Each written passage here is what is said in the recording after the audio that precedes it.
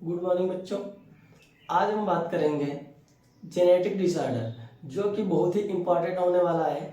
तो दोस्तों, बस नज़दीक आ गया है आप लोग का बायोलॉजी का एग्जाम, और क्या उसमें कुछ इम्पोर्टेंट पॉइंट जो मैंने बताया था आप लोग को बताएंगे। तो उसकी डिस्कस मैंने क्या पिछले वीडियो में बहुत सारे किए हैं, बहुत सारे टॉपिक पर मैंने वीडियो बनाया है। अगर उन सभी को पढ़ करके जाते हैं आप, तो 100% मैं कह रहा हूँ कि आप क्या लगभग 35-40 नंबर तो आपके फिक्स है। और आज कुछ टॉपिक मैं कवर करने वाला हूँ जो क्या मेंडल के नियम से हैं, अर्थात क्या अनुवांशिकी से हम मैं कहता हूँ कि लिए गए हैं, जो कि बहुत ही इम्पोर्टेंट है। और उसमें से एक दो क्वेश्चन हमेशा पूछे जाते हैं, और चाहे क्या आपके हाफ ईयरली एग्जामिनेशन हो, चाहे क्या प्री बोर्ड हो या आपके बोर्ड एग्जाम हो, वहां से क्वेश्चन कई बार पूछे जाते हैं। तो वहां से जितने क्वेश्चन पूछे जाते हैं तो मैं उसको लेकर आया हूँ, आज मैं उसको कवर करूंगा। लेकिन इससे पहले मैं आपको बता दूं दोस्तों कि जितने भी टॉपिक पर वीडियो बनाए गए हैं, आप क्या उसके लिंक आपको डिस्क्रिप्शन में मिल जाएंगे, और वहां से उन वीडियो को जरूर देख लीजिएगा, क्योंकि ये वीडियो आपके लिए बहुत इंपॉर्टेंट होने वाले हैं। बस क्या अब आपके पास मैक्सिमम 24 आवर का समय है, और उसके अंदर अगर आप कुछ करना चाहते हो तो कर सकते हो दोस्तों। तो दोस्तों, हम क्या यहाँ पर स्टार्ट करेंगे, बहुत आसानी से कवर करने वाले हैं जेनेटिक डिसऑर्डर। तो जेनेटिक डिसऑर्डर में कवर करते करते मैं यहाँ पर क्लियर कर दूँ। पहले एकदम नॉर्मली हम समझते हैं कि जेनेटिक डिसऑर्डर होता क्या है। तो यहाँ पर हम बात करते हैं डिसऑर्डर मीन्स क्या होता है, अनियमितता। अनियमितता, इसके बाद यहाँ पर वर्ड आया है जेनेटिक। जेनेटिक मतलब क्या होता है, अनुवांशिक। तो यहाँ पर हम बात करेंगे अनुवांशिक पदार्थ। अनुवांशिक पदार्थ, और अनुवांशिक पदार्थ क्या होता है दोस्तों, हम यहाँ पर बात करते हैं क्रोमैटिन। क्रोमैटिन, और क्रोमैटिन जब कंडेंस होता है तो यही कन्वर्ट हो जाता है क्रोमोसोम में, जिसको हम गुणसूत्र कहते हैं। और दोस्तों, ये जो गुणसूत्र होता है, गुणसूत्र बना होता है डीएनए प्लस हिस्टोन प्रोटीन से।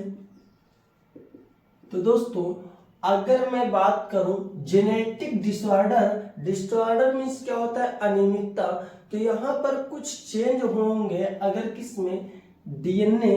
अब भाई अगर ये कोई डीएनए है, मैं यहां पर इसको अगर क्या मैं एक डबल हेलिक्स डीएनए मानता हूं, ATGC,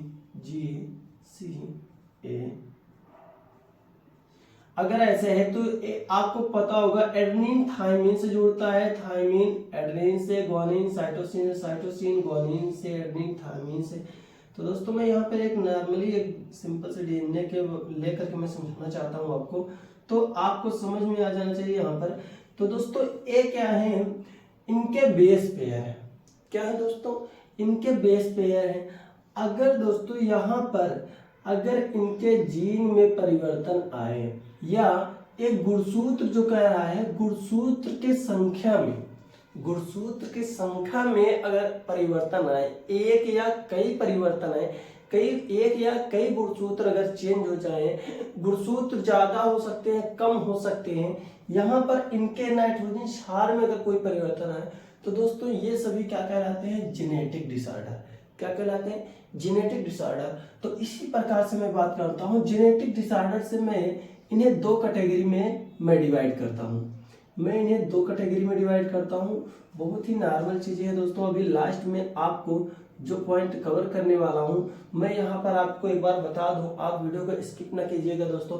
यहाँ पर Turner syndrome, down syndrome, Klinefelter syndrome बहुत ही आसानी से कवर हो जाएगा, और यहाँ से आपको रिकॉम्बिनेंट डीएनए भी क्लियर हो जाएगा। अगर जो 11th वाले बच्चे देख रहे हैं, जिनका अभी अभी क्या सिलेबस स्टार्ट हुआ है, सेल डिवीजन से रिलेटेड है, तो वो भी इसको देख सकते हैं। यहाँ पर आपको एक बात और क्लियर हो जाएगी कि अगर कोई एक ही फीमेल के अगर एक बच्चा होता है, लड़का है, दूसरा भी अगर लड़का पैदा होता है, तो होने तो चाहिए लगभग सेम, लेकिन दोनों डिफरेंट क्यों हो जाते हैं, क्यों अलग अलग हो जाते हैं।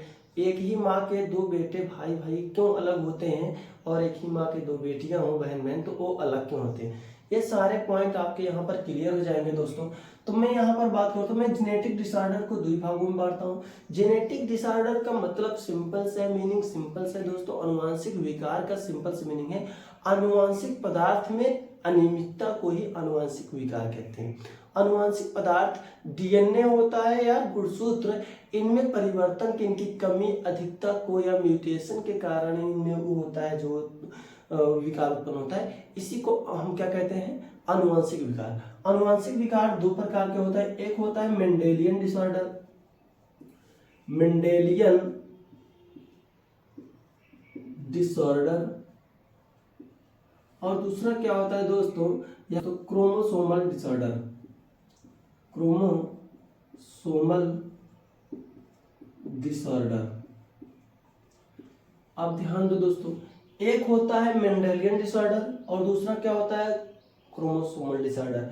हम इसको क्या मेंडेलियन विकार कहेंगे और उसको गुणसूत्रीय विकार कहेंगे। तो पहले हम मेंडेलियन विकार को कवर कर लेते हैं। तो दोस्तों मेंडेलियन विकार में काफी सारे डिजीज हैं जिसको क्या मैं नेक्स्ट वीडियो में मैं कवर करूंगा, लेकिन जो क्रोमोसोमल डिसऑर्डर है वो छोटा टॉपिक है और इनसे 100% क्वेश्चन पूछे जाते हैं, तो मैं उसको यहाँ पर कवर कर लेता हूँ।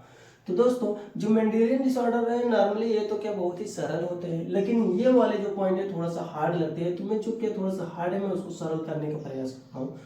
तो मेंडेलियन डिसऑर्डर, तो दोस्तों मेंडेलियन डिसऑर्डर वे होते हैं जो क्या मेंडल के नियम को फॉलो करते हैं, अर्थात वे डिसऑर्डर जो जनक से अपने संतति में, जनक से उनके संतति में पीढ़ी दर पीढ़ी ट्रांसफर होते हैं, उन्हें हम क्या कहते हैं, मेंडेलियन डिसऑर्डर। तो ये एक क्या फॉलो करने वाले हैं। अब देखो अगर मेंडेलियन डिसऑर्डर को अगर फॉलो करने वाले हैं तो मेंडल ने बताया था उन कोई भी रोग होता है उनको जनक से उनको बच्चों में ले जाने वाले जो होते हैं वो होते हैं क्या, फैक्टर। उन्होंने फैक्टर शब्द का यूज किया, फिर दोस्तों तो उसको कहा गया, जीन कहा गया। तो अगर क्या मेंडल के नियम के अनुसार रोगाणुओं को, या मैं कह दूं कि कोई भी रोग एक पीढ़ी से दूसरी पीढ़ी में स्थानांतरित होते हैं तो उसको ले जाने वाले होते हैं जीन। तो अगर मैं जीन में कोई परिवर्तन कर देता हूं तो वो क्या हो जाता है, हमारा मेंडेलियन डिसऑर्डर। तो दोस्तों अगर यहां पर मैं मेंडेलियन डिसऑर्डर में कहता हूं कि change in a single gene. तो दोस्तों अगर क्या केवल एक जीन में परिवर्तन के कारण कोई विकार उत्पन्न हो रहा है तो वो क्या कहलाता है, मेंडेलियन डिसऑर्डर। क्या कहलाता है दोस्तों, मेंडेलियन डिसऑर्डर। और यह मेंडल के नियम को फॉलो करता है, अर्थात क्या प्रिंसिपल ऑफ इनहेरिटेंस के अनुसार, वंशागति के अनुसार एक पीढ़ी से दूसरी पीढ़ी में स्थानांतरित होते हैं। तो दोस्तों मैं इसकी बात करता हूँ मेंडेलियन डिसऑर्डर, आपको समझ में आया होगा कि अगर जीन में रूपांतरण होता है तब अगर क्या कुछ होता है। जैसे मैं एक सिंपल से मीनिंग कर लेता हूँ। तो दोस्तों जैसे एक सिकल सेल एनीमिया है, सिकल सेल एनीमिया पहला है दोस्तों। उसके बाद क्या आता है, कलर ब्लाइंडनेस, कलर ब्लाइंडनेस। उसके बाद दोस्तों हीमोफीलिया,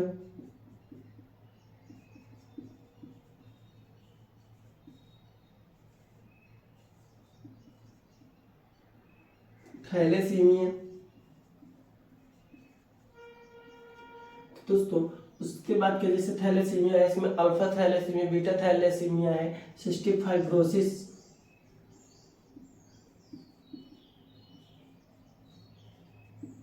तो दोस्तों ये सारे जो डिसऑर्डर्स हैं, ये सारे डिसऑर्डर्स जो है ये सभी क्या मेंडेलियन डिसऑर्डर के अंतर्गत आते हैं।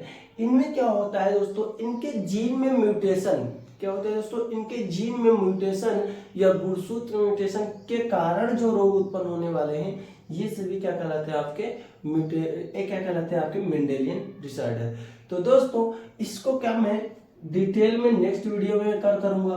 आते हैं हम क्या क्रोमोसोमल डिसऑर्डर में, क्या आते हैं दोस्तों क्रोमोसोमल डिसऑर्डर में। तो यहां पर हम क्या कहते हैं, क्रोमोसोम।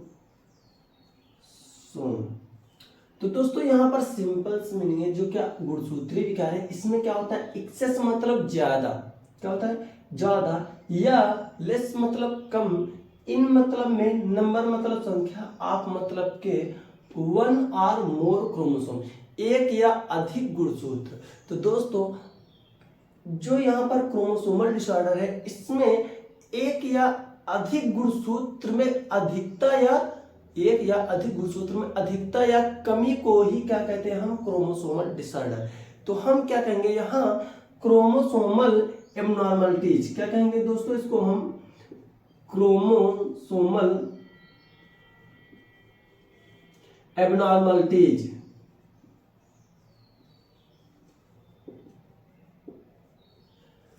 तो दोस्तों क्रोमोसोमल एबनॉर्मलिटीज क्या है कि अगर गुणसूत्र की संख्या में कमी आ रही है या अधिकता हो रही है, अगर क्या एक गुणसूत्र की संख्या में कमी आ रही है, दो में आ रही है, या पूरा सेट ऑफ क्रोमोसोम में ही कमी या अधिकता आती है, तब हम उसको क्या कहते हैं दोस्तों, क्रोमोसोमल डिसऑर्डर।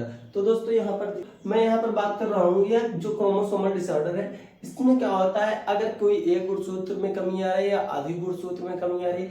अब जैसे सिंपल सा मीनिंग है, जैसे कि अगर एक गुणसूत्र में कमी है दिखता है तो उसमें क्या होता है कि अगर किसी व्यक्ति में क्या 44 गुणसूत्र हो जा रहा है, किसी में 45 हो गए, किसी में 47 हो गए, किसी में 45 गुणसूत्र हो गए, किसी में 47। तो दोस्तों यहाँ पर देखा जाए जो नॉर्मल ह्यूमन बीइंग में गुणसूत्र संख्या होनी चाहिए वो कितना होनी चाहिए, 46 है, लेकिन उससे एक कम हो गया, उससे एक अधिक हो गया, तो एक क्या हो जाते हैं, एबनॉर्मलिटीज। तो इसको हम क्या कहेंगे, क्रोमोसोमल डिसऑर्डर। और मैं बात करूं जैसे दोस्तों कि अगर किसी में अधिक गुणसूत्र मतलब एक सेट ऑफ क्रोमोसोम ही क्या अगर एक्स्ट्रा हो जाए, जैसे क्या मनुष्य में क्या होता है, गुणसूत्र संख्या 23 जोड़ी होती है, तो 23 गुणसूत्र होते हैं, उन्हीं के सेम कॉपी 23 गुणसूत्र और होते हैं, तो जिसको हम क्या बोलते हैं, डिप्लॉइड क्रोमोसोम, क्या कहते हैं, डिप्लॉइड, दुगुणित होते हैं। तो दोस्तों जो दुगुणित होते हैं, अगर यही 23 गुणसूत्र और आ जाए तो क्या हो जाएगा, ट्रिप्लॉइड हो जाएगा, त्रिगुणित। अगर 23 और आ जाए तो टेट्राप्लॉइड, और 23 और आ जाए तो क्या, पेंटाप्लॉइड। तो इसी को कहा जाता है दोस्तों क्या, सेट ऑफ क्रोमोसोम का इंक्रीज होना। मतलब क्या, एक सेट ऑफ क्रोमोसोम अगर इंक्रीज हो रहा है, जीनोम पूरा क्या चेंज हो जा रहा है, तब हम उसको क्या कहेंगे दोस्तों, क्रोमोसोमल डिसऑर्डर में हम इसको भी दो प्रकार से डिवाइड करते हैं। हम इसको दो प्रकार से डिवाइड करते हैं क्रोमोसोमल डिसऑर्डर को। तो दोस्तों यहां पर एक होता है यूप्लाइडी,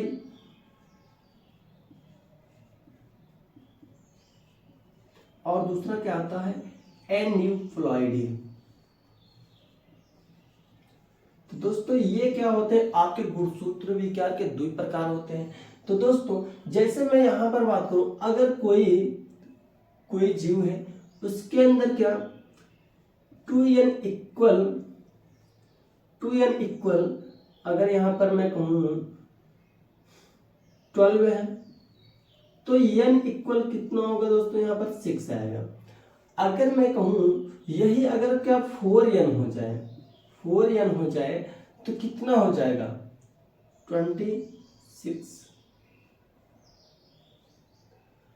अगर यही क्या 6n हो जाए तो कितना हो जाएगा, 36।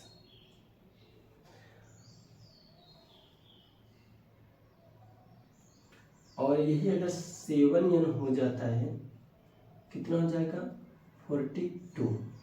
तो दोस्तों यहां पर देखिए कि एक n नंबर ऑफ क्रोमोसोम ही क्या होता जा रहा है, बढ़ता जा रहा है। यहां पर दुगुणित था, यहां पर क्या अगुणित था, और यहां पर क्या टेट्राप्लॉइड हो गया, यहां पर हेक्साप्लॉइड, और यहां पर क्या हो गया, हेप्टाप्लॉइड। अगर मैं यही बात करूं दोस्तों, अगर n इक्वल 7 हो तो 2n इक्वल कितना हो जाएगा, 14। और यहीं पर मैं बात करूं, अगर क्या यहां पर 6n इक्वल मैं पूछूं तो क्या कितना हो जाएगा, 42। तो दोस्तों ये कंडीशन आ गई। अभी मैंने बात की कि अगर मनुष्यों में अगर क्या 45 गुणसूत्र हो जाते हैं, मतलब कि 46 गुणसूत्र की जगह पर कितने हो गए, 45, या 46 की जगह पर 47 हो जाते हैं। तो दोस्तों इसमें ये एबनॉर्मलिटीज क्या होती है, बेबी एक ही महीने के अंतर्गत, एक साल के अंतर्गत क्या इसकी मृत्यु हो जाती है। लेकिन दोस्तों अगर ये मृत्यु हो जा रही है, यहाँ पर तो क्या हो रहा है कि नंबर ऑफ सेट के क्रोमोसोम ही बढ़ जा रहे हैं, मतलब कि अगुणित गुणसूत्र की संख्या पूरी ही बढ़ जा रही है, घट जा रही है। तो इसको हम क्या कहेंगे, क्या ये जीवित रहेंगे? तो दोस्तों नॉर्मली ये कंडीशंस जो आती हैं ये मनुष्यों में नहीं आती हैं, अर्थात जंतुओं में नहीं आती हैं। अधिकतर ये कंडीशंस होती हैं पादपों में। किसमें होती हैं दोस्तों? पादपों में। तो पादपों में जो होता है दोस्तों, तो उनमें क्या होता है, जैसे अगर उनकी गुणवत्ता बढ़ानी हो, पैदावार बढ़ानी हो, तो उनमें इन कंडीशन को अप्लाई किया जाता है। उनमें गुणसूत्र की संख्या को बढ़ाई जाती है और क्या, उनमें गुणवत्ता को बढ़ाया जाता है। अगर कुछ चेंज करना होता है तो उनके जीन में परिवर्तन करके भी उनकी गुणवत्ता में चेंज किया जाता है, जिसको हम पढ़ेंगे दोस्तों कहाँ पर? बायोटेक्नोलॉजी में। ठीक है दोस्तों, तो एक पॉइंट था, इसको हम क्या कहेंगे? यूपलाइडी। यूपलाइडी के अंतर्गत आते हैं आपको मोनोप्लाइडी, डिप्लॉइडी, ट्रिप्लॉइडी, टेट्राप्लॉइडी या पॉलीप्लॉइडी। तो यूप्लॉइडी के एग्जांपल क्या है दोस्तों? मोनोप्लॉइडी। तो दोस्तों ये जो प्लॉइडी है, प्लॉइडी की मीनिंग सिंपल सा है, क्या दोस्तों? गुणसूत्र। प्लॉइडी का मतलब गुणसूत्रीय स्तर, गुणसूत्र की संरचना। मोनो मतलब क्या होता है कि एक सेट, क्या होगा? एक सेट। जैसे n इक्वल क्या है? 7, अर्थात क्या? अगुणित। ये क्या होगा? मोनोप्लॉइडी। अगर यहाँ पर क्या कहते हैं? डिप्लॉइडी। तो दोस्तों यहाँ पर डबल सेट हो जाएगा ये। अगर क्या कहते हैं? ट्रिप्लॉइडी। तो दोस्तों यहाँ पर क्या? त्रिगुणित हो जाएगा, अर्थात क्या? 3n इक्वल कितना हो जाएगा? 21। ठीक है। तो दोस्तों अगर यहाँ पर क्या कहते हैं? टेट्राप्लॉइडी।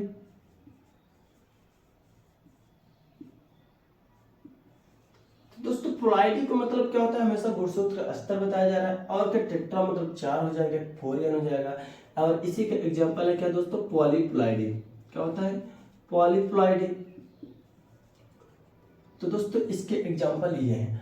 अब आते हैं हम अपने यहाँ जो हम बात करते हैं एनिप्लॉइडी की। तो दोस्तों एनिप्लॉइडी को मैं यहाँ पर कवर कर रहा हूँ, थोड़ा सा मैं इसको इरेज कर देता हूँ, फिर उसके बाद का मैं एनिप्लॉइडी को कवर करता हूँ।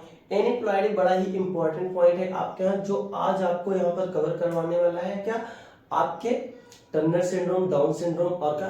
Klinefelter syndrome. बहुत ही सिंपल सा है, तो हम इसको इरेज कर लेते हैं, फिर हम क्या एनिप्लॉइडी की बात करते हैं। तो दोस्तों हम बात करेंगे एनिप्लॉइडी। यहाँ पर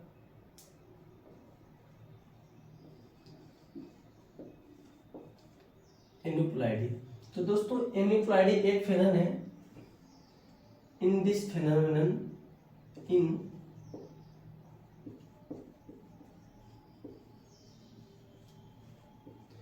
in this phenomenon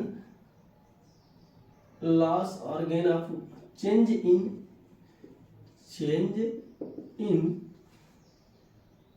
number of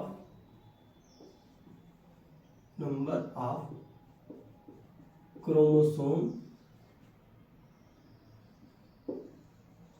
due to loss or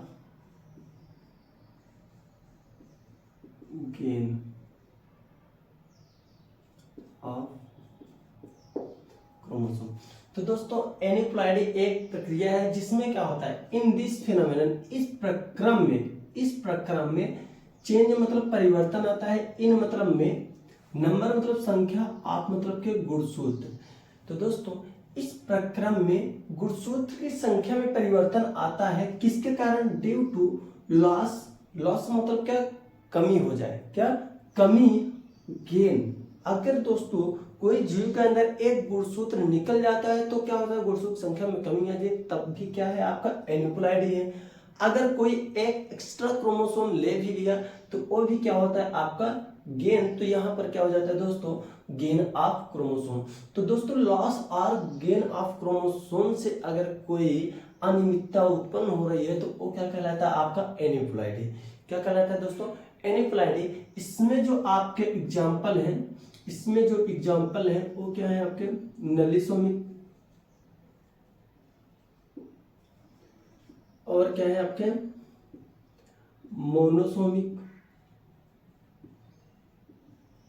और क्या? ट्राइसोमिक।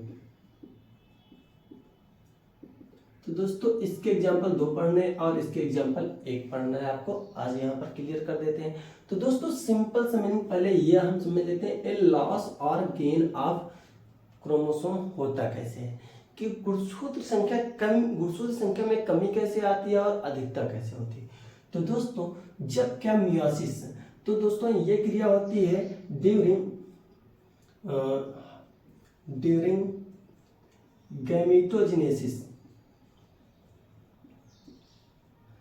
तो दोस्तों ये गैमेटोजेनेसिस भी अपने आप में बहुत ही इंपॉर्टेंट पॉइंट है, जिस पर मैंने क्या वीडियो बनाया है, तो दोस्तों वहां से भी आप इसको कवर कर सकते हो, वहां पर इसके डिटेल को मैंने वहां पर चर्चा मिली है।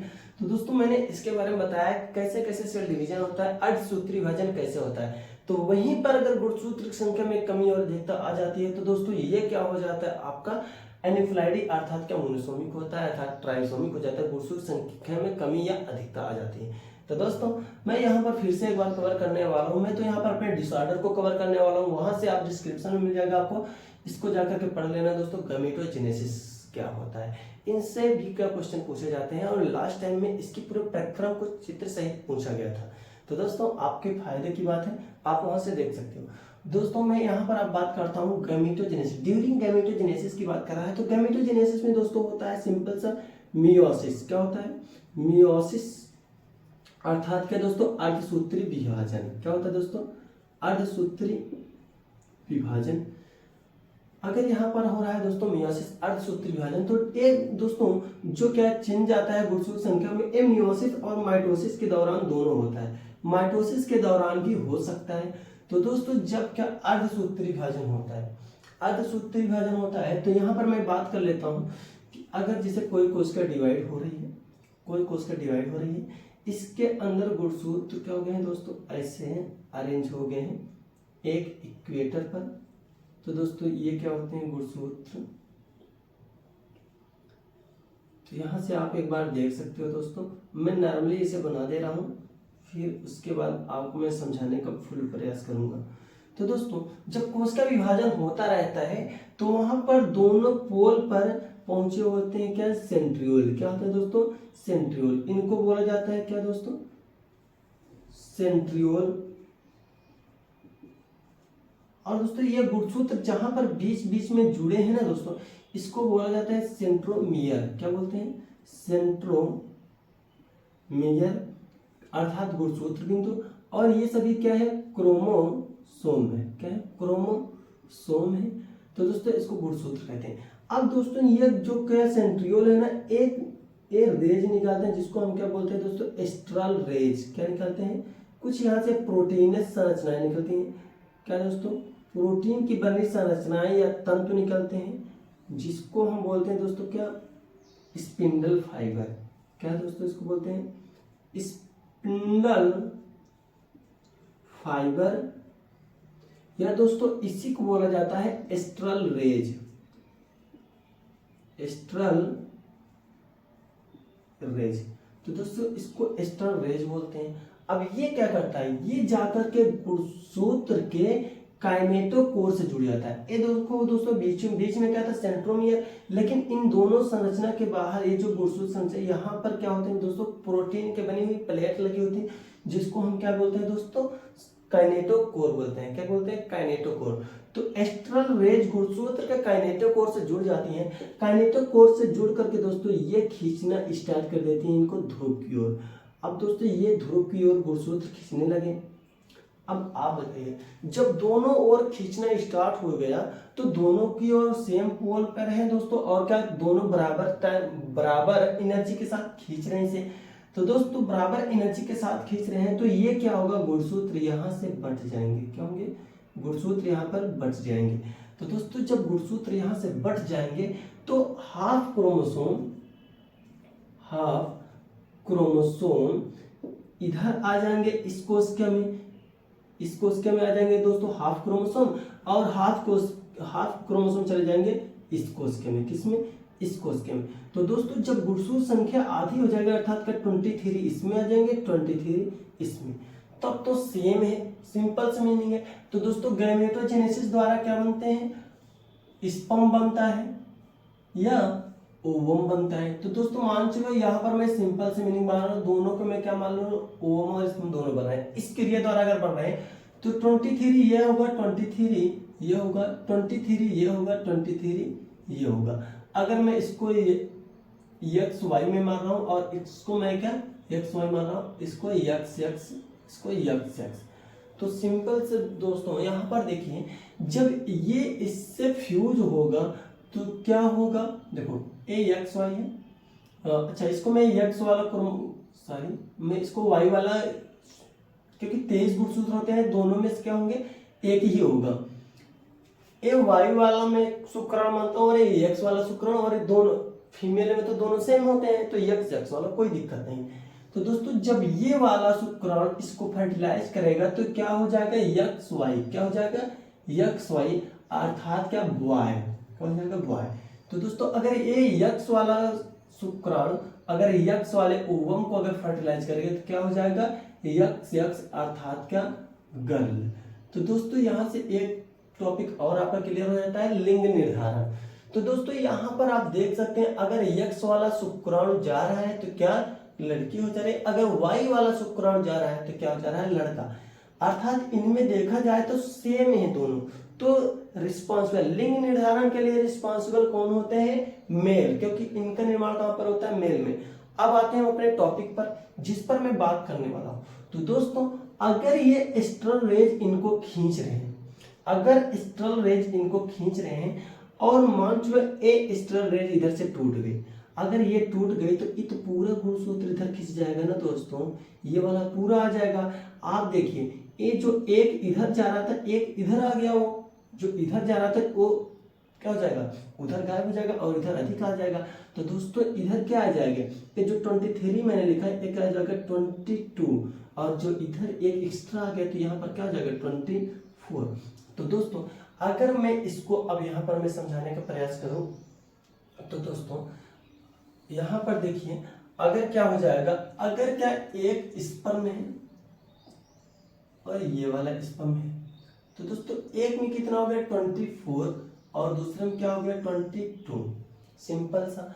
अब मैं इसको क्या कह सकता हूं कि इसमें क्या हो गया, जो यक्स वाला गुणसूत्र था वो गायब हो गया, अर्थात क्या 0 हो गया। तो दोस्तों अगर मैं इसको यक्स मानूं तो यहाँ पर क्या एक कमी आई, तो क्या होना तो चाहिए, क्या यक्स वाई होना चाहिए या यक्स एक्स होना चाहिए। तो एक यहाँ पर गायब हो गया तो इसको मैं क्या यक्स ओ मान ले रहा हूँ। अगर यहाँ पर एक एक्स्ट्रा आ गया तो हम इसको यक्स एक्स और क्या एक, देखो ये तो क्या इसका सिंपल था, लेकिन एक एक्स्ट्रा है तो इसको क्या मान लेंगे एक्स। बात करते हैं यहाँ पर जो क्रिया हो रही है, अगर एक कोशिका विभाजन के दौरान, कोशिका विभाजन के दौरान अगर किसी कोशिका में गुणसूत्र कमी और गुणसूत्र की अधिकता आ जाती है तो उससे हम क्या कहते हैं दोस्तों, क्रोमोसोमल डिसऑर्डर। तो गुणसूत्र कोशिका विभाजन के दौरान जो कैरियोकाइनेसिस होता रहता है उसमें कैसे चेंज आता है, तो मैं अभी बताया था कि जो कोशिकाएं होती हैं उसमें गुणसूत्र क्या आ जाते हैं, एक लाइन में से अरेंज हो जाते हैं और क्या इनसे जुड़ जाते हैं क्या एस्ट्रल रेज जो सेंट्रियोल से बनते हैं, ये एस्ट्रल रेज मान चलो यहाँ पर बन गए, और ये किससे जुड़े हैं, गुणसूत्र के काइनेटोकोर से जुड़ गई हैं। और इन एस्ट्रल रेज क्या होती है, प्रोटीन से बनी होती हैं जिसको हम स्पिंडल फाइबर भी कहते हैं। और ये कहाँ से बनती हैं, इसको हम क्या बोलते हैं दोस्तों, सेंट्रियोल, सेंट्रियोल द्वारा बनते हैं। अगर इसी में क्या हो जाए नॉन डिसजंक्शन, अगर इनमें क्या हो नॉन डिसजंक्शन, अर्थात क्या गुणसूत्र यहाँ से क्या होंगे बटेंगे, यहाँ से गुणसूत्र बटेंगे तो गुणसूत्र 23 गुणसूत्र इधर आ जाएंगे और 23 गुणसूत्र इधर आ जाएंगे। लेकिन अगर यही क्रिया कभी कभी अगर स्पिंडल फाइबर टूट जाए, अगर ये स्पिंडल फाइबर टूट गया तो एक साइड में क्रोमोसोम ये आधा जो इधर जाना चाहिए तो वो इधर आ जाएगा और क्या हो जाएगा कमी। जैसे कि मैं बात करूं, अगर क्या जैसे 21वें जोड़ी का गुणसूत्र अगर यहाँ से इसको इधर जाना चाहिए इसको उधर, तो अगर ये क्या हो जाए, अगर यहाँ से स्पिंडल फाइबर टूट जाए तो ये क्या हो जाएगा, ये इधर चला जाएगा। तो दोस्तों अगर ये यक्स वाला अगर इधर चला गया, देखिए अगर ये यक्स वाला इधर चला गया तो इधर क्या हो जाएगा 21वें जोड़ी में क्या हो जाएगी अधिकता, अर्थात क्या जब ये यहाँ पर अगर चला है इसमें, अब ये देखो अब युग्मक बनेंगे तो युग्मक क्या होता है अगुणित क्रोमोसोम होते हैं, तो अगुणित में देखिए ये हो गया क्या हो गया, ये बने ये एक अवृत्त बना। तो यहाँ पर देखेंगे तो इधर कितना आएंगे, इसमें से एक चला गया तो कितना बचा 22, कितना बचा 22। अब यहाँ पर 23वें जोड़े में यक्स होगा या वाई, अगर यक्स होगा तो गर्ल होगी, अगर वाई होगा तो क्या होगा बॉय होगा। तो यहाँ पर क्या होगा, अब 22 बचा और इधर कितना हो गया 24, कितना हो गया 24। तो दोस्तों यहाँ पर एक गुणसूत्र अधिक हो गया तो 24 हो गया और यहाँ पर एक कम हो गया तो क्या हो गया 22। तो दोस्तों ये चेंज कहाँ पर आया है 21वें गुणसूत्र में, किसमें 21वें गुणसूत्र में। और 21वें गुणसूत्र में अगर 21वें गुणसूत्र में ये 24 हो गया है दोस्तों, तो अब ये फर्टिलाइज किससे करेगा, अगर किसी ओवम से। तो दोस्तों एक 24वें गुणसूत्र है, यहाँ पर हम क्या करेंगे 22 प्लस क्या हो गया यक्स यक्स, क्या हो गया यक्स यक्स, ये हो गया। अब 22 प्लस यक्स यक्स किससे, एक ओवम से फर्टिलाइज कर रहा है जो क्या था यक्स है। तो एक क्या हो जाएगा, ये 22 प्लस क्या था यक्स था, तो एक क्या होगा 22 22 44 हो जाएगा। इससे फर्टिलाइज करेगा, निषेचन करेगा तो जो बनने वाली संरचना जो जाइगोट बनेगा वो कितना 44 प्लस यक्स यक्स और एक यक्स और हो गया, क्या हो जाएगा यक्स यक्स यक्स। तो दोस्तों यहाँ पर हम क्या कहेंगे 21वें गुणसूत्र में, किसमें 21वें गुणसूत्र में क्या हो गई ट्राइसोमी, क्या हो गई ट्राइसोमी। तो थोड़ा सा हम आपको बात करते हैं दोस्तों यहाँ पर कि हम इसको ऐसे नहीं दर्शा सकते 44 प्लस यक्स और इसको 22 प्लस यक्स। हाँ इसको 22 प्लस यक्स हम कह सकते हैं, लेकिन ये जो चेंज आ रहा है एक किसमें आ रहा है 21वें गुणसूत्र में। तो 21वें गुणसूत्र में क्या हो जाएगा यक्स यक्स हो जाएगा और यहाँ पर क्या हो जाएगा 21वें गुणसूत्र में एक यक्स रहेगा। तो 21वें गुणसूत्र में 2 यक्स और एक यक्स मिलकर के कितने बन जाएंगे 3 यक्स बन जाएंगे। तो जो क्या कहलाएगा हमारा ट्राइसोमी, किसमें 21वें गुणसूत्र में ट्राइसोमी। इसी को हम क्या बोलते हैं डाउन सिंड्रोम, क्या बोलते हैं डाउन सिंड्रोम, डाउन सिंड्रोम। और डाउन सिंड्रोम में हम बात करते हैं दोस्तों, इसकी खोज किए थे लैंगडॉन डाउन नामक वैज्ञानिक ने, लैंगडॉन डाउन नामक वैज्ञानिक ने इसकी खोज की थी दोस्तों 1866 ईस्वी में, ठीक है। तो इस करने में मैंने डाउन सिंड्रोम की मैंने बात कर ली। अब डाउन सिंड्रोम के बारे में मैं डिटेल बताऊंगा। पहले मैं क्या क्लाइनफिल्टर सिंड्रोम और टर्नर सिंड्रोम की मैं बात करूं तो दोस्तों अगर यहाँ पर देखा जाए तो एक गुणसूत्र में क्या आ गई है कमी।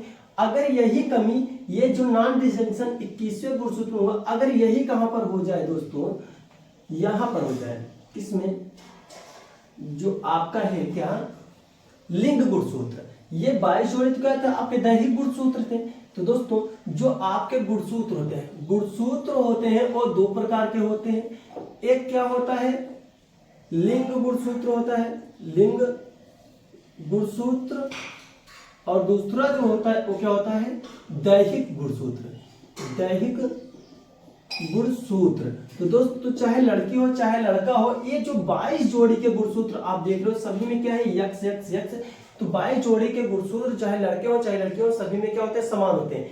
चेंज किसमें होता है 23वें जोड़ी के गुणसूत्र में, वहां पर यक्स वाई या यक्स यक्स होता है। तो ये 23वें जोड़ी के गुणसूत्र में जो होता है उसमें चेंज आता है। तो मैं बात करता हूं इस 23वें जोड़ी के गुणसूत्र को क्या कहते हैं हम लिंग गुणसूत्र, 22 जोड़ी को, बाकी 22 जोड़ी के गुणसूत्र को हम क्या कहते हैं दैहिक गुणसूत्र। तो दोस्तों ये जो अगर क्या लिंग गुणसूत्र में जो चेंज आता है तो हम उसमें क्या टर्नर सिंड्रोम और क्या क्लाइनफिल्टर सिंड्रोम को हम बात करते हैं। तो दोस्तों अगर यहाँ पर अगर एक गुणसूत्र इधर अधिक गया 23वें जोड़ी में तो हम क्या कहेंगे 22 प्लस क्या हो जाएगा दोस्तों यहाँ पर यक्स वाई। तो दोस्तों इसमें क्या है अगर मैं इसको वाई मान लूं तो ये 23वें जोड़ी में यक्स वाई दोनों आ गया है। 23वें जोड़ी में क्या आ गया है यक्स वाई दोनों, अर्थात क्या 23वें में आधा गुणसूत्र अगुणित बन रहा था, क्या बन रहा था युग्मक बन रहा था, तो वहां पर आधे ही गुणसूत्र होने चाहिए। लेकिन क्या युग्मक बनने के दौरान जो आधे गुणसूत्र होने चाहिए 23 ही होने चाहिए, लेकिन 23वें जोड़ी जो बन रहा है वहां पर एक गुणसूत्र या वाई और आ जा रहा है। क्या हो रहा है एक वाई और आ जा रहा है। तो ये क्या होगा 22 23 24 कितने हो गए 24, कितने हो गए 24। और ये क्या बन गया हम मान लेते हैं स्पर्म, क्या बन गया स्पर्म। तो दोस्तों अगर ये स्पर्म बन गया तो जो ओवम से फर्टिलाइज करेगा इस ओवम में क्या होगा 22 प्लस क्या होगा यक्स। तो 22 1 23, इसमें कुल कितने होगा 23। अगर ये इससे फर्टिलाइज करेगा तो क्या होगा 24 और क्या देखो ये क्या होगा तुम्हारा 22 22 कितना हो जाएगा 44, कितना हो जाएगा 44, तो दोस्तों हम इसको यहाँ पर लिख देते हैं 24, कितना हो गया 24, तो 22 क्या हो गया 44, और यक्स वाई और यक्स, तो क्या हो गया यक्स वाई। तो अगर ये कंडीशन आ गई तो दोस्तों ए यक्स वाई अगर हो रहा है तो एक क्या होगा बॉय, क्या हो जाएगा बॉय। लेकिन एक यक्स अधिक आ गया तो मतलब कि लड़के के अंदर क्या आ जाएंगे, लड़कियों के कैरेक्टर, क्योंकि एक यक्स लिंग गुणसूत्र कहां से आ गया है, फीमेल से अधिक आ गया है। तो दोस्तों एक क्या हो जाएगा, लैंगिक लक्षण किसके आ जाएंगे, फीमेल वाले किसमें आ जाएंगे, मेल में। तो दोस्तों ये क्या कहलाएगा हमारा क्लाइंट, इसको हम कहेंगे टर्नर सिंड्रोम, क्या कहेंगे टर्नर सिंड्रोम। तो दोस्तों ये क्लियर हो गया। अब क्या होगा क्लाइनफिल्टर सिंड्रोम। क्लाइनफिल्टर सिंड्रोम में क्या होता है दोस्तों, अब जब यहां से एक वाई गायब हो गया, अगर यहां से वाई गायब हो गया या एक्स गायब हो गया तो क्या बचेगा जीरो, यहां पर क्या हो जाएगा जीरो, तो 22 प्लस क्या हो जाएगा जीरो, 22 प्लस क्या हो जाएगा जीरो। अब 22 प्लस जीरो वाला अगर किसी एक क्या हो गया स्पर्म, क्या हो गया स्पर्म, अगर ये किसी ओवम से मिल रहा है और उस ओवम में अगर मैं बात करूं तो यहाँ पर क्या था 22 प्लस क्या था यक्स था। तो दोस्तों ये अगर इससे मिलेगा तो इससे फर्टिलाइज करेगा तो ये तो जीरो है, तो 22 कितना हो जाएगा 44, और ये जीरो और यक्स यहाँ पर क्या हो जाएगा यक्स, तो 44 एक 45, गुणसूत्र संख्या कितनी हो जाएगी 45, और यहाँ पर गुणसूत्र संख्या कितनी हो गई दोस्तों, तो यहाँ पर मैं बात करूं 22 44 44 45 46 47, यहाँ पर टोटल कितनी है 47, और यहाँ पर कितनी है टोटल 45। तो यहाँ पर मैंने बात की इधर क्या गुणसूत्र संख्या कितनी होगी 45।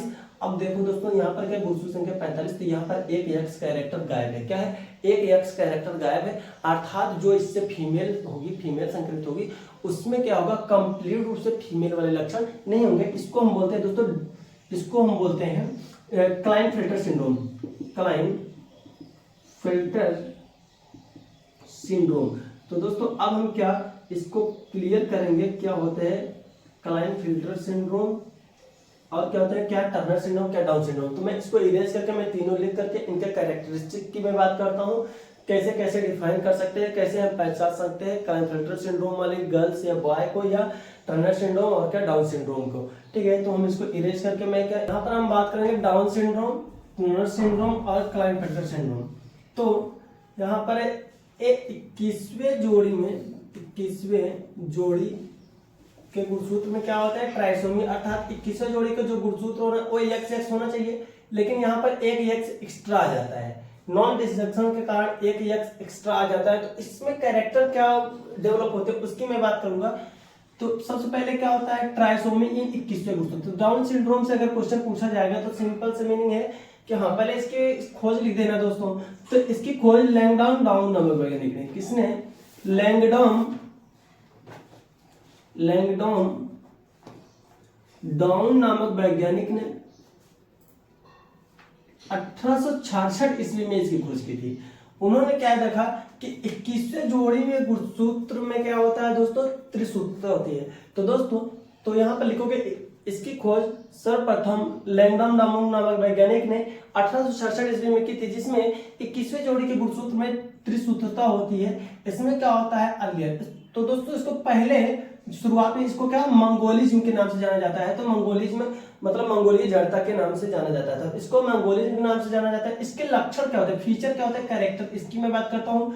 एपिकैंथस स्किन फोल्ड अबव द आई। तो दोस्तों जो इसमें क्या होते हैं, जो मतलब कि बेबी होते हैं उनमें जो उनकी स्किन होती है आंखों के ऊपर की, ये जो आंखों के ऊपर की स्किन होती है वो क्या होती है दोस्तों फोल्ड होती है, फोल्ड होती है, आंखों के ऊपर की स्किन होती है फोल्ड होती है। और क्या है जैसे चाइनीज की आंखें एकदम तनी तनी से दिखती है ना, उस टाइप के ये दिखते हैं, मतलब एकदम क्या फैले फैले से, और आंखें क्या होंगी बहुत पतली पतली से ओपन रहती है।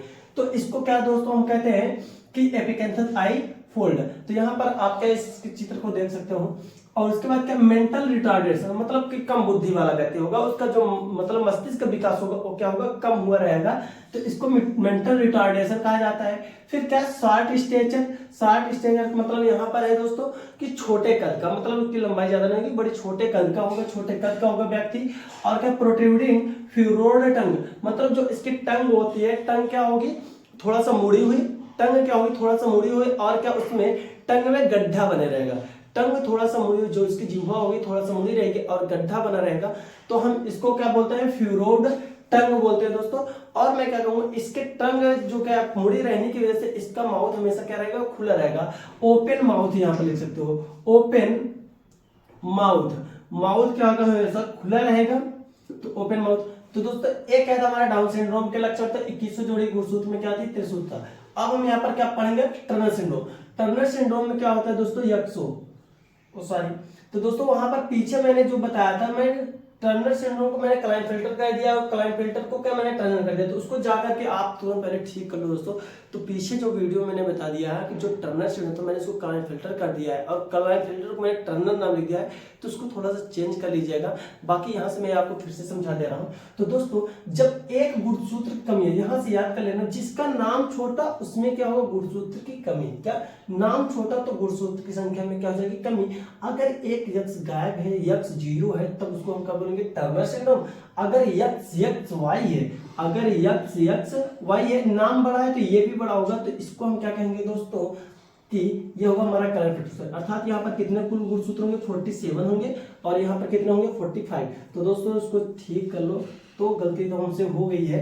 तो दोस्तों इसके लक्षण क्या होते हैं, टर्नर सिंड्रोम के लक्षण क्या होते हैं, इसमें क्या होगा, शॉर्ट स्टेचर, मतलब छोटे कद का व्यक्ति होगा, ज्यादा साइज हो, ज्यादा बड़ी नहीं होगी, छोटे कद का व्यक्ति होगा। और क्या, वेब्ड नेक। तो दोस्तों ये जो क्या इसकी नेक होगी, एक क्या होगी, थोड़ा सा फूली होगी। और उसके बाद दोस्तों वेब्ड मतलब जो है, ये जो नेक का ये पिछला पोर्शन है, तो पिछला पोर्शन का जो यहाँ पर इसकी स्पाइनल कार्ड है, उसकी स्पाइनल कार्ड थोड़ा सा ऐसे उठी होगी, जिसे कहते हैं कुबड़। कुबड़ होता है, कुछ लोगों को कुबड़ क्या यहाँ पर सीने पाता है, कुछ लोग का क्या यहाँ पर पीठ से कहता है। तो उसमें क्या होगा, ये क्या होगा, जो यहाँ की नेक की जो स्पाइनल कार्ड होगी वो थोड़ा सा बेंट होगी, तो इसकी वजह से क्या होगा, फूली हुई नेक दिखेगी, जिसको हम क्या कहते हैं दोस्तों, वेब्ड नेक कहते हैं। क्या कहते हैं, वेब्ड नेक। फिर उसका क्या, फीमेल विथ पूरली डेवलप्ड ब्रेस्ट। तो दोस्तों ये कैरेक्टर किसके हैं, फीमेल के। तो फीमेल में क्या होंगे, जो ब्रेस्ट होंगे, बहुत सारे फीमेल ऐसे होते हैं जिनमें क्या लैंगिक लक्षणों का विकास बहुत कम होता है, तो उनमें जो ब्रेस्ट का डेवलपमेंट होगा वो बहुत ही कम होगा। जो एक क्या जो इसके हिप होंगे वो क्या नैरो होंगे, और जो इनके कंधे होंगे वो क्या ब्रॉड होंगे, मतलब उसके अंदर मेल के कैरेक्टर से दिखने लगेंगे। और जब ब्रेस्ट का डेवलपमेंट नहीं हो रहा, लैंगिक लक्षणों का डेवलपमेंट नहीं हो रहा, तो जाहिर सी बात है लगभग क्या मेल के जैसे दिखेंगे। फिर उसके बाद यहाँ पर हम क्या कहेंगे, डीजनरेटेड ओवरी, मतलब इनके ओवरी भी क्या होगी, खराब होगी, नष्ट होगी या बेकार होगी, उसमें से ओवम का प्रोडक्शन नहीं होगा, डीजनरेटेड ओवरी होगी। और क्या, रूडिमेंट्री सेक्सुअल कैरेक्टर, मतलब जितने भी लैंगिक लक्षण होंगे वो क्या होंगे, कम विकसित होंगे। लैंगिक लक्षण क्या होंगे, कम विकसित होंगे। फिर उसके बाद स्लाइट मेंटल रिटार्डेशन, तो दोस्तों वो भी क्या होगा, उनमें भी क्या होगा, कम बुद्धि होगी, अर्थात क्या मस्तिष्क का विकास बहुत ही कम होता है। इसको हम क्या कहते हैं, स्लाइट मेंटल रिटार्डेशन, मतलब कि बुद्धि क्या होगी उनके अंदर कम होगी, वैसे भी लड़कियों की बुद्धि कम होती है। फिर उसके बाद दोस्तों इतना अगर आपको समझ में आ गया, तो अब यहाँ पर हम बात करेंगे क्लाइनफेल्टर सिंड्रोम। क्या बात करेंगे, क्लाइनफेल्टर सिंड्रोम। क्लाइनफेल्टर सिंड्रोम में क्या होता है, यक्स वाई, अर्थात मैं क्या कहूँ दोस्तों, जो लिंग गुणसूत्र होता है उसमें एक यक्स गुणसूत्र की अधिकता आ जाती है। तो जिसमें क्या होता है दोस्तों, अगर एक यक्स गुणसूत्र की अधिकता आती है, जाहिर सी बात है एक वाई है, यक्स वाई है, तो जाहिर सी बात है क्या मेल होगा, क्या होगा, मेल होगा। और एक यक्स गुणसूत्र अधिक आ गया है तो मेल के अंदर फीमेल वाले कैरेक्टर आएंगे, यहां से क्लियर हो जाता है। तो दोस्तों मेल विथ स्लोली, तो दोस्तों ये जो होता है मेल, जो मनुष्य होगा विकसित होगा विथ स्लोली डिजनरेटेड टेस्टिस, मतलब कि जो मनुष्य होगा उसके अंदर जो क्या वृषण होंगे, जो टेस्टिस होंगे। अब वृषण क्या होता है, टेस्टिस क्या होता है, इसमें क्या होता है, इसके बारे में मैंने वीडियो बनाया है, टेस्टिस वाले संरचना को आप जाकर के वहां से पढ़ सकते हो, वृषण के बारे में आप वहां से पढ़ सकते हो। तो दोस्तों जो यहाँ पर मैं बात करूंगा कि डिजनरेटेड टेस्टिस, मतलब कि टेस्टिस का विकास कम हुआ होगा, अर्थात टेस्टिस क्या होंगे, अल्प विकसित होंगे या अविकसित होंगे। तो दोस्तों मेल का जो मनुष्य का विकास होगा उसका कैसा होगा, उसके टेस्टिस क्या होंगे, विकसित नहीं होंगे। और क्या, इनलार्ज ब्रेस्ट, तो दोस्तों जो फीमेल, वैसे तो ब्रेस्ट का कैरेक्टर जो है क्या फीमेल का कैरेक्टर है, लेकिन यहाँ पर क्या होगा, मेल के अंदर ब्रेस्ट का डेवलपमेंट दिखेगा। क्या होगा दोस्तों, मेल के अंदर ब्रेस्ट का डेवलपमेंट दिखेगा, स्तनों का विकास मनुष्य के अंदर, मतलब पुरुषों के अंदर दिखेगा। तो दोस्तों इस कंडीशन को क्या कहा जाता है, जब किसी पुरुष में ब्रेस्ट का डेवलपमेंट होता है, तो इसको हम क्या कहते हैं दोस्तों, गायनेकोमास्टिया, गायनेकोमास्टिया। तो दोस्तों ये एक कंडीशन होती है गायनेकोमास्टिया, क्या होता है कि development of breast in the male, जब पुरुषों के अंदर स्तनों का विकास होता है तो उसको हम बोलते हैं गायनेकोमास्टिया। तो दोस्तों यहाँ पर पुरुषों के अंदर क्या जो जो क्लाइनफेल्टर सिंड्रोम से संक्रमित व्यक्ति होगा उसके अंदर स्तनों का विकास दिखा होगा। यूजुअली टाल मेल मतलब सामान्यतः है मेल, जैसे कि इसमें देखा गया छोटे कद का होता है, इसमें देखा गया छोटे कद का होता है, तो लेकिन इसमें क्लाइनफेल्टर सिंड्रोम में क्या नाम लंबा है, तो ये भी क्या थोड़ा सा व्यक्ति लंबा होगा, इससे याद करके रखना। फिर उसके बाद क्या टाल हैवी एक्ने ऑन स्किन, तो दोस्तों जो इनके मतलब कि जो इनकी त्वचाएं होंगी वो क्या थोड़ा सा मोटी और क्या लटकती हुई रहेंगी और क्या मुड़ी हुई रहती हैं। तो इसको फिर उसके बाद क्या ये व्यक्ति जो होगा इसका व्यवहार कैसा होगा, बहुत ही गुस्सैला होगा।